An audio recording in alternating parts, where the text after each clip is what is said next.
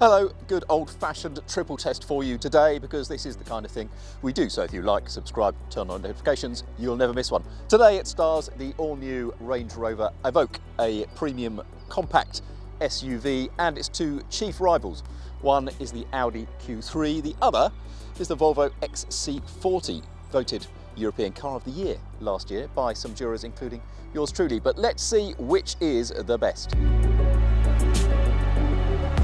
And so what's new about the Evoque? Because it looks similar to the old version and bar a few millimetres here and there, it is pretty much the same size. Well, underneath it is a new PTA model platform architecture, not PITA, you should know, which is pretty new and allows a longer wheelbase, more practicality on board, as well as a mixed metal construction and a whole family of 48-volt mild hybrid powertrains, including this one.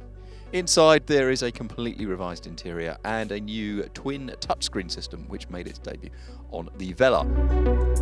Which means you get two touchscreens. Everything basically is controlled via touchscreen. There are very few real dials. There is one down here which does the heater and stuff, but this multifunction display, the clever thing about it, is that at once it can do the climate control, then it can do the seats, then it can do the vehicle drive modes, and then it has a broader settings menu.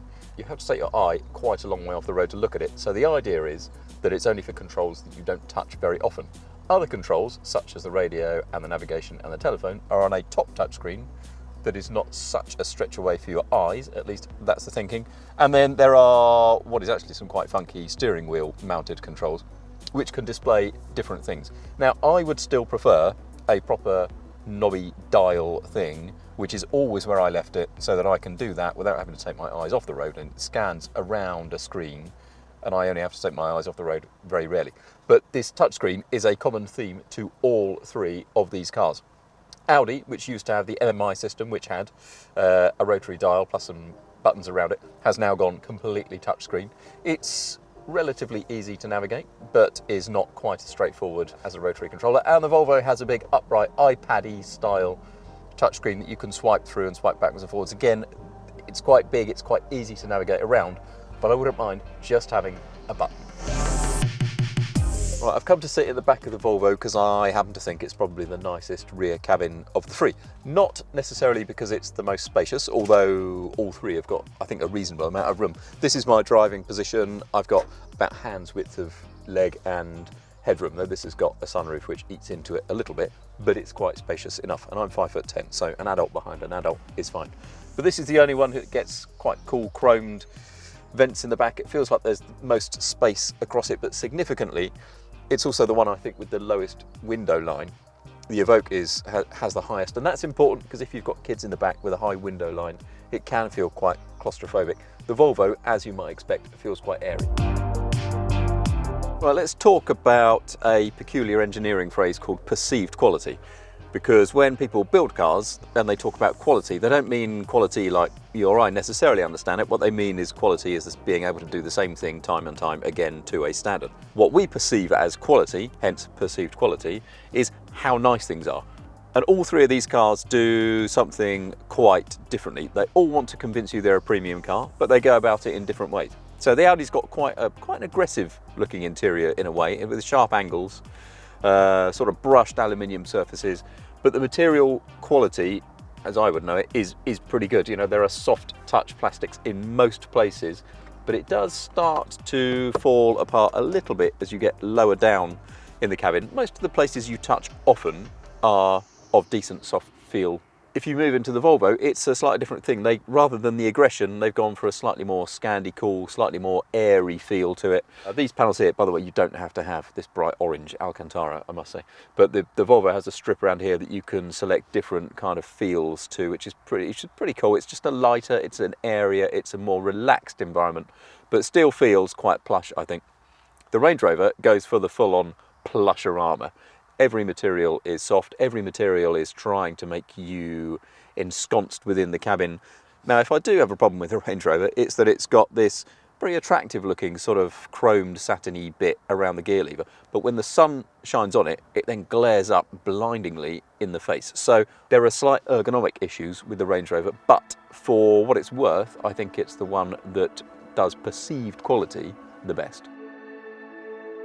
All right, because this is a proper like buyer's guide, group test and everything, let's talk boot space. I have looked up the volumes for each of these cars, and I'm not really sure I believe it. Some manufacturers measure them in slightly different ways to others. But in short, the seats go down in all of them. The Evoque has a reasonably high load lip, and look, this is how you get measurement. It's about that wide, okay? What is interesting, it's not that long inside. It does have a cubby underneath the boot floor though, because there is no spare. If you spec a spare, you don't get it. It's reasonably well finished inside, and there's a little alcove each side. So if you are taking golf clubs or something, then they fit in there. And so to the Audi, which has, I can tell you straight away, a much wider boot opening. So if you get larger things in, it'll fit more easily in the Audi. The figures suggest that the Evoque has the biggest boot. I don't believe it. I think the Audi's is bigger. It is longer, it is wider, and there is an underfloor storage thing, and the boot floor itself has 2 levels, so it drips lower as well. It also has a similar boot height to the Range Rover and the Volvo, which is about the same sort of height again, but there is no question it is the narrowest of all 3 openings. I think it's probably the narrowest boot. It's maybe the narrowest car, but what I quite like is that it has this thing in the back.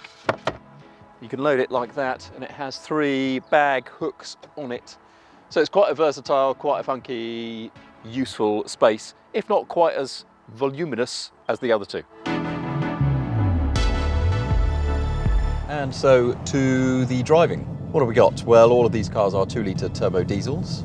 They're all monocoques, steel monocoques largely. The Evoque platform is new to the extent that it is allowed to have very mild hybrid system, like really mild hybrid system. So the start-stop stops the engine as you're coasting up to a junction, stops going really quickly. It's basically a starter alternator that just fills a little bit of turbo lag at low revs. It never drives on electric power alone, but what it does do is just helps the CO2 and fuel economy match some of the other 2 cars here. It's 178 brake horsepower, 180 PS, so it's a little bit down on the other 2 cars which have 10 horsepower more. The diesel engine in this one drives through a 9-speed automatic gearbox, 2 or 4-wheeled.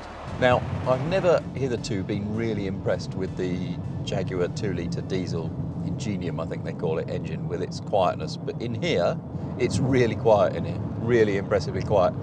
Slightly less impressive is the gearbox and the way it hunts around for ratios at lower revs. When you're pulling away particularly, it's a little bit lethargic, a little bit sluggish.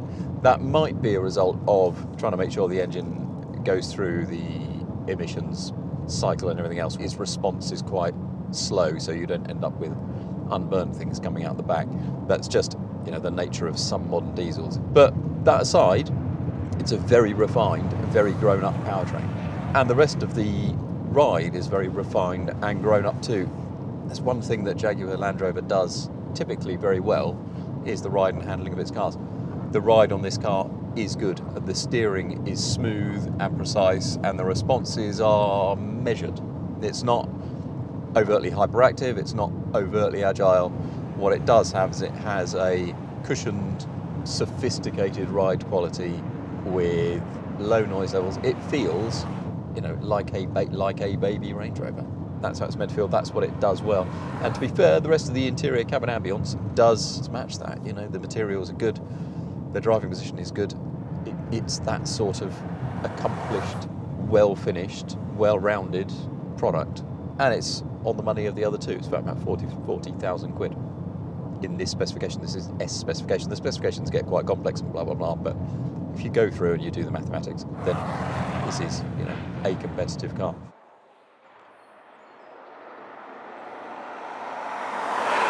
Inside the XC40 then, it's more road noise, isn't it? It's better on that surface, but on a slightly broken surface, you get a bit more road roar, and the engine is noisier. The Volvo has the loudest engine of the trio, there's absolutely no question about that, but it also mates that with possibly the most responsive gearbox. It slushes through its changes very quickly, step off from rest is much quicker than in the Evoque. I like this car very much. It's funky and airy and spacious inside, and Volvo hasn't made it try and feel like a hatchback or a saloon car. It's given space to breathe, space to roll, supposed to behave like a relaxed SUV, but the Range Rover does that better. So there is some comfort here. It's quite pleasant in a straight line. It steers really nicely, actually. It steers and self-centers quite nicely, and it responds to its steering quite well. But the Range Rover feels more sophisticated all round. It is certainly quieter. And apart from the initial throttle response, where this is superior, I think the Range Rover does probably everything else a bit better, although this steers quite nicely too. And I didn't necessarily expect that, because I've had quite a lot of time for this car.